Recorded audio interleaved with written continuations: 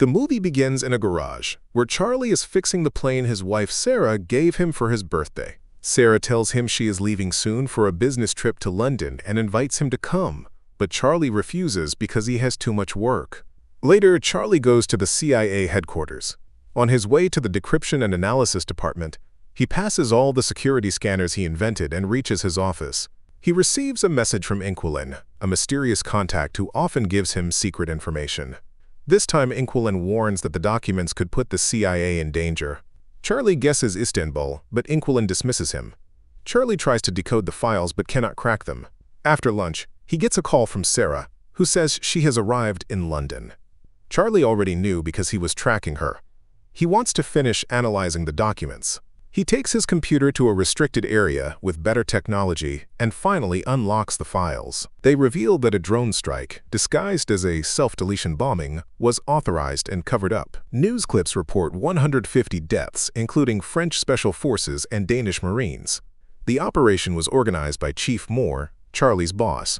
That night, Charlie tries calling Sarah at home, but she doesn't answer, so he leaves a voicemail. The next day, Charlie arrives at the office and is surprised to find Moore waiting for him. Moore takes him to O'Brien, the recently appointed director, who explains that a terrorist attack occurred at a London hotel, and Sarah was among the victims. Charlie refuses to believe it and wants to call her, so Moore turns on the TV. The news reports 4 terrorists entering the hotel, taking hostages and killing 2. Security footage confirms that Sarah was a victim.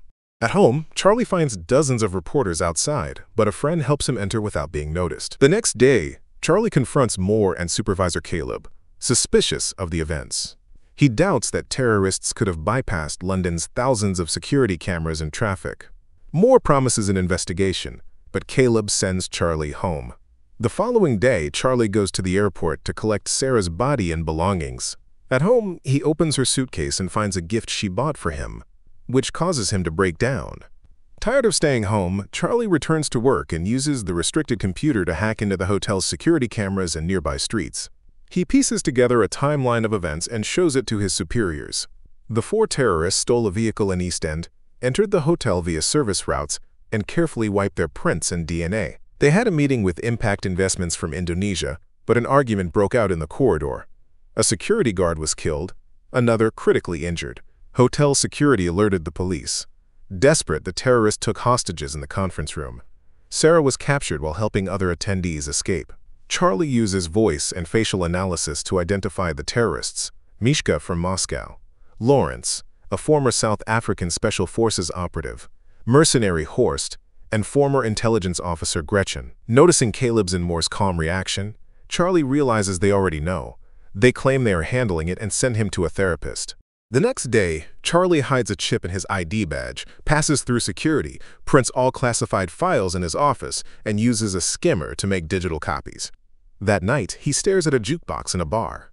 The following morning, he confronts his superiors, listing Moore's secret missions, including bombing a Syrian hospital and an Allied base in Yemen that killed thousands. He reveals a dead man's switch. If he doesn't enter a code every 5 hours, the evidence will be sent to top news outlets. In return for silence, Charlie demands full CIA training, fake passports, cash, a gun, and intel on Sarah's killers. He leaves stressed, vomiting in his car. Moore believes the dead man's switch is a bluff, but Caleb warns it cannot be ignored. They plan to track the trigger and possibly arrange an accident during training. Later, they try to figure out how Charlie copied the files. They consider the skimmer method, printing the files and copying data with a magnetic strip. Security footage confirms Charlie purchased a magnetic strip. They search his house and find he visited a bar twice, discovering an ABA CD under the jukebox. When played in the jukebox catalog, it produces only noise. Meanwhile, Charlie arrives at a CIA training facility and is welcomed by Colonel Henderson. At the shooting range, he struggles to hit targets but excels at making bombs. Henderson tests him under pressure for learning his new identity. He also receives new passports. That night, Henderson challenges Charlie to shoot him, but Charlie's hands shake, and he lowers the gun. At the office, agents spend hours decrypting the CD and discover Charlie was bluffing about the dead man's switch. They inform superiors, unaware Charlie is spying on them. The chip in his badge was a bug on the files. Moore calls Henderson to arrest Charlie, but he has already escaped. Moore finally sees the bug and confronts Charlie. Charlie removes his earpiece and boards a plane. Once in London, he clears customs and begins traveling to Paris. His fake passport appears in CIA systems, so Moore sends Henderson after him. In Paris, Charlie rents a hotel near the restaurant where Gretchen is often seen. When she appears, he tracks her phone and spends the day outside her building, waiting until she leaves. When a tenant exits, Charlie sneaks inside and uses an online video to pick Gretchen's lock. He searches the apartment, takes pictures of her schedule, and finds a gun, which he keeps. Charlie's tracker alerts him that Gretchen is returning, so he waits on the stairs. When she arrives, he cannot bring himself to shoot. Disappointed, he returns to the hotel and pretends Sarah is waiting for him to calm down. Studying the pictures, he notices Gretchen visits the hospital often. Hacking her health records, he discovers she has severe allergies. The next morning, Charlie buys flowers and follows Gretchen to the hospital.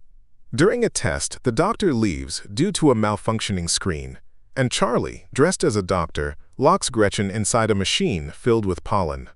She panics, but Charlie demands she tell him where Horst is, the man who killed Sarah. Gretchen's allergies prevent her from speaking. When Charlie opens the chamber, she pushes him, and a fight ensues. Charlie draws his gun, but Gretchen overpowers him and escapes. Desperate, Charlie chases her to the street, but she is struck by a car. Horrified, he grabs her phone and flees. At the hotel, he cleans up and packs, then buys a bus ticket to Marseille. News of Gretchen's death reaches the CIA. O'Brien questions Moore, who claims Gretchen was killed by one of their own. That night, Charlie drinks at a bar to drown his guilt. He mistakes a woman for Sarah but sees Henderson approaching. Panicking, he pushes through the crowd and hides in another bar's bathroom. With no escape, he faces Henderson, explains a timer on his phone, and escapes before a bomb goes off, causing chaos. The next morning, Charlie contacts Inquilin and flies to Turkey. In Istanbul, he meets her at a restaurant, and she drives him to her home. Inquilin explains she became a hacker after her husband, the original Inquilin, died. She shows Charlie the case. Horst hires mercenaries for Moore, Lawrence is an arms dealer, and Mishka posts online frequently.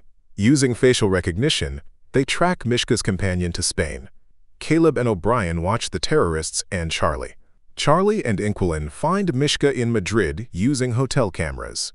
Charlie follows Mishka to a bar and sees Henderson is following him. At a pool, Charlie demands Mishka tell him Horst's location. Mishka swims away, but Charlie breaks the pool glass, killing him. Inquilin helps Charlie escape from Henderson and another agent during a chase.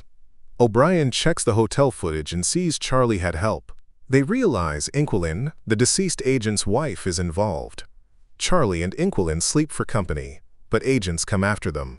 They escape through a hidden tunnel and flee as the computer deletes all files.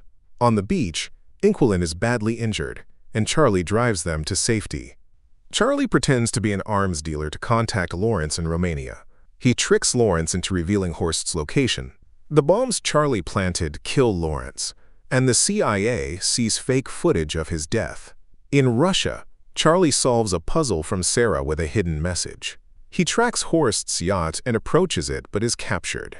Horst finds the bomb, but Charlie refuses to obey. Using his knowledge of the yacht, he hacks it and sends it to Finland, where the Finnish Navy and Interpol arrest Horst and his crew. Later, O'Brien announces all corrupt CIA agents are arrested. Henderson tells Charlie he is proud of him. Charlie visits Sarah's grave, then goes home and takes a plane ride. Finally, at peace. Thanks for watching. Don't forget to like and subscribe. See you in the next video.